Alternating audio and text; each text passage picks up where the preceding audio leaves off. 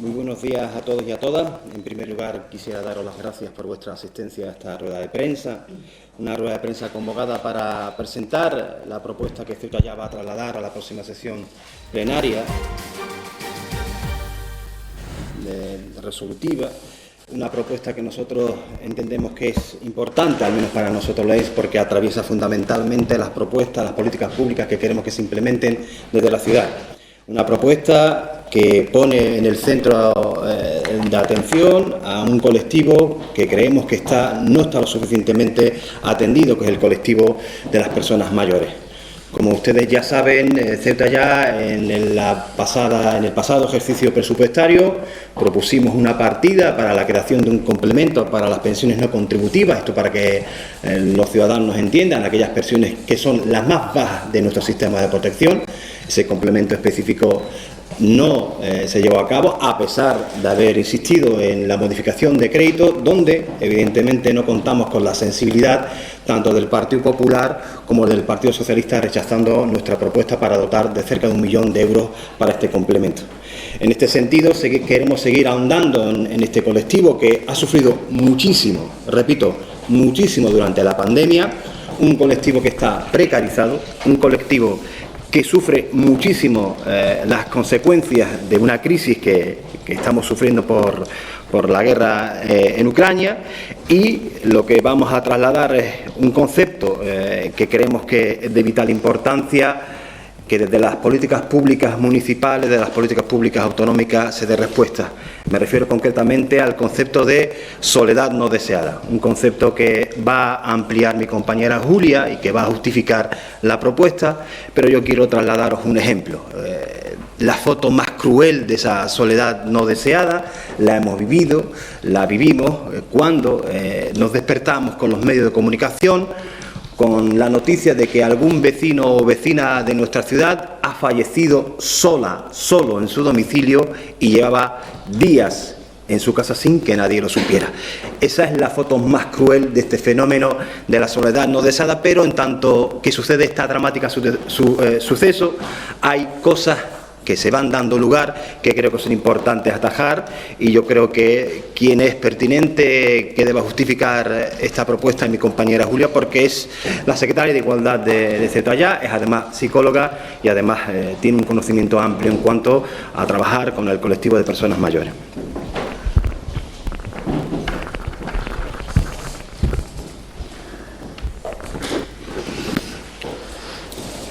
Buenos días a todos y a todas, gracias por estar aquí hoy con nosotros. El concepto de soledad no deseada es multidimensional y hace referencia al sentimiento de vacío y de pérdida del sentido de la vida que surge como resultado de hacer un análisis de o una comparativa, mejor dicho, entre las relaciones sociales que deseamos tener y las que verdaderamente tenemos. Además, se relaciona muchísimo con el sentimiento de utilidad y de integración en la sociedad.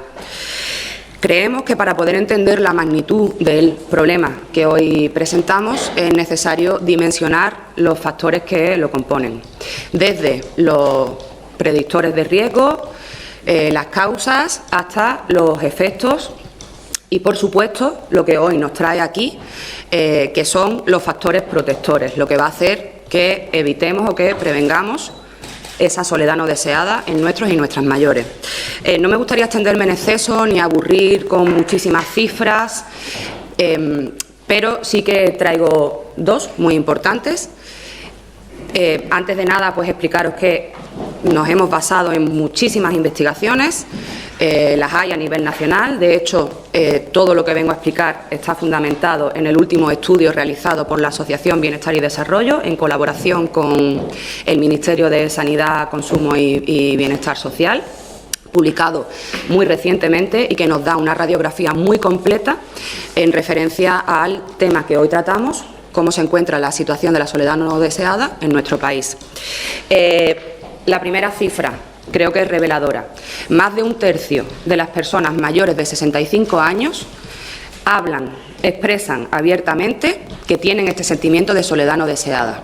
Pero es que si analizamos un poquito más esa cifra y nos vamos simplemente a la diferenciación por sexos, nos encontramos que de cada 4 personas que hablan de esa soledad no deseada, que expresan que tienen esa soledad no deseada, 3 son mujeres.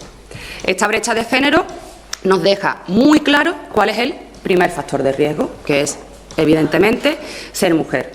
Pero hay otros muchos que me gustaría ir desgranando a continuación, porque me parecen fundamentales para poder después explicar nuestra propuesta o por qué traemos esta propuesta. Primer factor, ya hemos dicho, ser mujer. En segundo lugar, nos encontramos con barrios poco comunicados, poco accesibles, barrios empobrecidos, barrios con escasez de servicios básicos, escasez de administraciones públicas. ¿Os suena? Porque a mí sí, y mucho. Llevamos denunciando mucho tiempo que nuestros barrios cada vez están peores, el desmantelamiento de los servicios básicos públicos de nuestros barrios cada vez son menos accesibles, por lo tanto, creo que es muy fácil llegar a la conclusión de que cumplimos ese factor de riesgo ampliamente en nuestra ciudad. A continuación encontramos como otro predictor tener ingresos mínimos, tener ingresos bajos. La acaba de explicar Moja. Nosotros conseguimos la aprobación de una propuesta para incluir en los presupuestos de nuestra ciudad una partida que complementase las pensiones no contributivas. Después intentamos, a través de la modificación de crédito, dotar de cuantía económica a esa propuesta. En este segundo caso obtuvimos la negativa por parte del Gobierno, que parece que no le da realmente importancia a las necesidades básicas de nuestros mayores y de nuestras mayores. No es nuestro caso. Ceuta ya seguiremos defendiendo esta necesidad, seguiremos intentando por todos los medios que las personas mayores de nuestra ciudad mejoren su calidad de vida y, obviamente, siguiente predictor, siguiente factor de riesgo, que cumplimos ampliamente en nuestra ciudad. Idioma y grupo étnico. Como siguiente predictor que arroja el estudio. Creo que aquí tenemos poco que comentar, por mucho que algunos se empeñen en negar el racismo estructural existente en nuestra ciudad. Este no solamente es un problema en sí mismo, sino que además colabora a que existan otras patologías sociales, como por ejemplo la que venimos hoy presentando, la soledad no deseada en nuestros mayores. ¿Por qué hago toda esta comparativa? Porque creemos que nuestra propuesta está fundamentada en la necesidad real e imperiosa de dar solución a un problema que no solamente ya es existente, sino que además, si nos empeñamos en mirar hacia otro lado, se verá agravado con los años. Esto no va a mejorar por sí mismo. Los efectos de la soledad no deseada obviamente van mucho más allá de ese sentimiento de soledad. Otra de las cosas, otro de los datos muy preocupantes que arroja este estudio es el detrimento de la calidad de vida de estas personas que sufren esa soledad no deseada. Pero no solamente a nivel psicológico, como pueden ser depresión, como pueden ser muchísimas más probabilidades de desarrollar una demencia el día de mañana, sino que también ven afectada su calidad física, también ven afectada su salud física, hasta tal punto que se concluye, gracias al estudio, que la soledad, cuando no es deseada, perjudica seriamente la salud de la persona mayor. No quiero que todo lo que yo venga a exponer hoy sea negativo, me gustaría arrojar un poquito de luz, porque si no, no tendría sentido que estuviésemos aquí los tres sentados. Y es que, como ya he dicho al principio, no solamente se han estudiado bien estos factores de riesgo, no solamente se han estudiado bien esos efectos, sino que además se han puesto sobre la mesa una serie de factores protectores que, viendo que implementándolos a través de las políticas públicas conseguimos mejorar la calidad de vida o frenar, mejor dicho, este declive en el bienestar de nuestros y nuestras mayores. Por ejemplo, el tener una buena red de soporte, una buena red social, satisfacción con ella y proximidad. Esto se da a través de romper esas barreras en los barrios, crear barrios accesibles, crear barrios bien comunicados. Es fundamental para que esa persona mayor se sienta integrada en nuestra sociedad.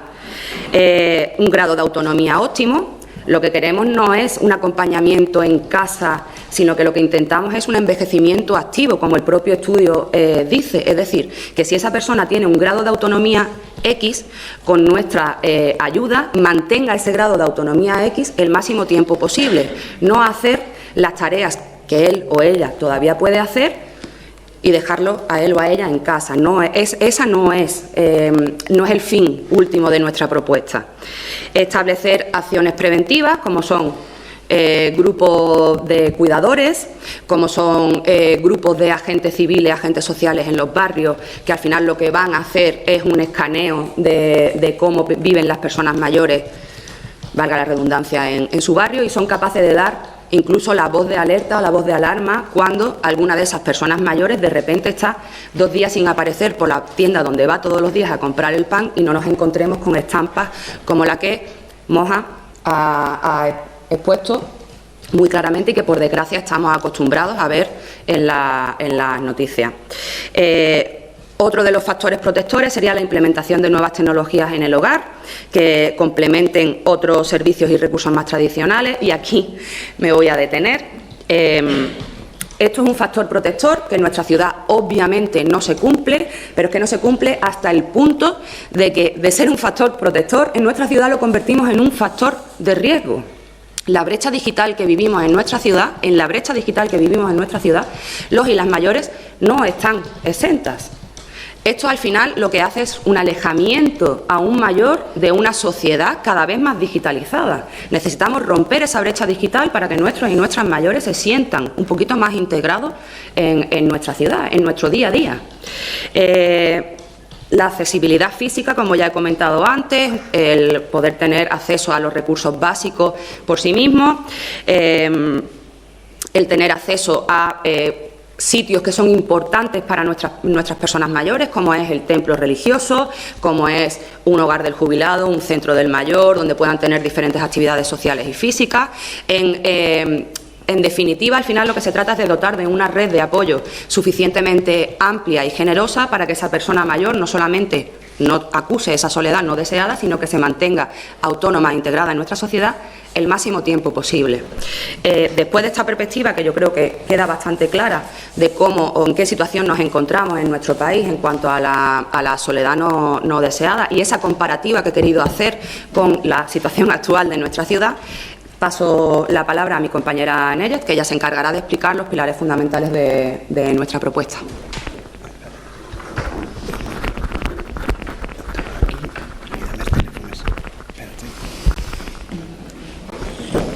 Hola, buenos días. Yo voy a hablar de la propuesta en general aquí en Ceuta. Se divide en 3 fases o 3 medidas.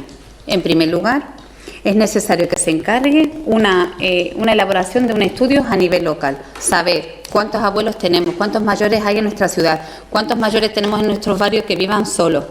Mi compañera Julia ha mostrado los datos a nivel nacional, pero es imprescindible y muy importante conocer los datos de nuestra ciudad, vale, a nivel local, para disponer así de una información más detallada y precisa y poder elaborar, que sería la segunda fase, la elaboración de un programa de intervención social. ¿Y esto qué supone? Pues llegar a estos mayores en todas sus características, saber qué es lo que necesitan, qué precisan, qué les podemos aportar, dónde podemos intervenir. Teniendo esos datos en la mano nos sería más fácil, porque estos abuelos dejan de ser un número a tener un número exacto, de saber exactamente cuántos son y cuántos necesitan de este programa. Podemos adelantar que para nosotros y nosotras este programa debería existir un fuerte peso entre generaciones. ¿Por qué lo digo? Porque es muy importante que nuestros jóvenes valoren a nuestros mayores y sepan la importancia que han tenido en nuestra ciudad.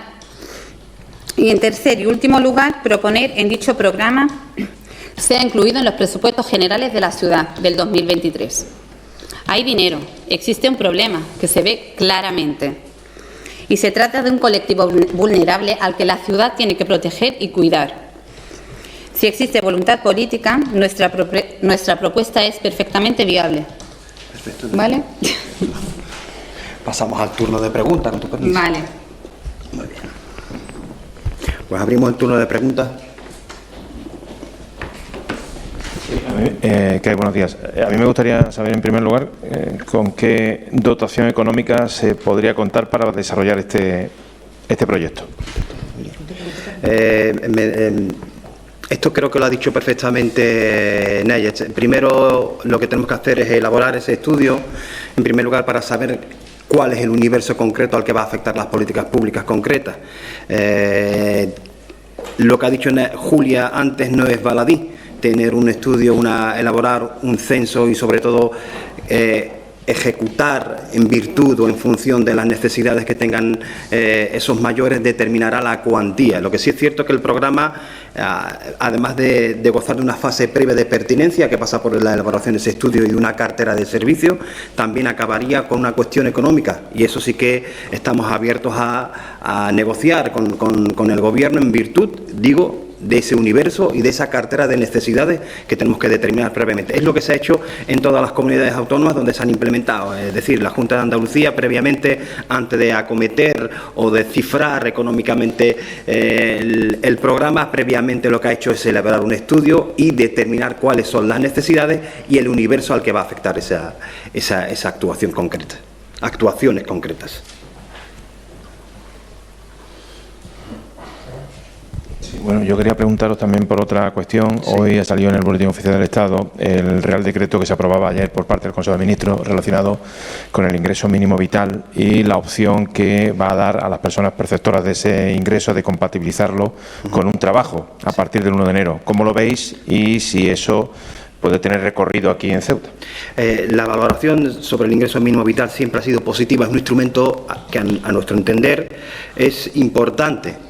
No solamente es importante, sino que liga perfectamente con la filosofía de Ceuta Ya, antes como Caballas, cuando hemos exigido la renta universal básica. Ahora sí, hay que señalar unas cuestiones. Antes lo ha señalado Julia en cuanto a la brecha digital. El ingreso mínimo vital también sufre de un proceso de burocratización que está imposibilitando que muchísimas personas susceptibles de percibir el ingreso mínimo vital no lo perciban. Esto es absolutamente aberrante. Y voy a poner varios ejemplos que hemos vivido aquí en el grupo municipal, mis compañeros cuando han atendido a personas que se les ha rechazado el ingreso mínimo vital. Se les ha rechazado por no acreditar el empadronamiento que previamente sí que había sido acreditado. Por lo tanto, suponía retrasar el ingreso mínimo vital al menos 5 meses. 5 meses. Otra de las cuestiones que a nosotros nos parecen aberrantes en cuanto al ingreso mínimo vital es no considerar la casuística de Ceuta. Cuando hablamos de los núcleos familiares de la convivencia, es decir, en Ceuta se dan casos en los que en una única vivienda viven padres, abuelos y nietos. La unidad de convivencia imposibilita que algunos familiares no la soliciten porque algún abuelo recibe una prestación básica, una PNC. Esto es inadmisible, inadmisible. Inadmisible. También hemos visto otro tipo de cuestiones que se han solicitado para el ingreso mínimo vital, que tiene que ver con la situación civil. Se aportaba el libro de familia y posteriormente se volvía a pedir el libro de familia a las personas susceptibles de recibir ese ingreso mínimo vital. Otros 2 o 3 meses de demora. Quiero decir con esto que funciona francamente mal. Francamente mal. Es muy mejorable. Y otra cosa que quiero lanzar, y además no en un tono crítico, sino en un tono de pongamos en valor lo que es bueno. El ingreso mínimo vital es un instrumento muy bueno. Hagamos que llegue a todos los rincones de España, a todos los rincones de nuestra ciudad. Nos va la vida en ello. Las cuestiones materiales tienen otra serie de implicaciones, que son las implicaciones políticas. Hago un llamamiento a que el ingreso mínimo vital sea el instrumento más destacado en esta legislatura del Gobierno de la Nación.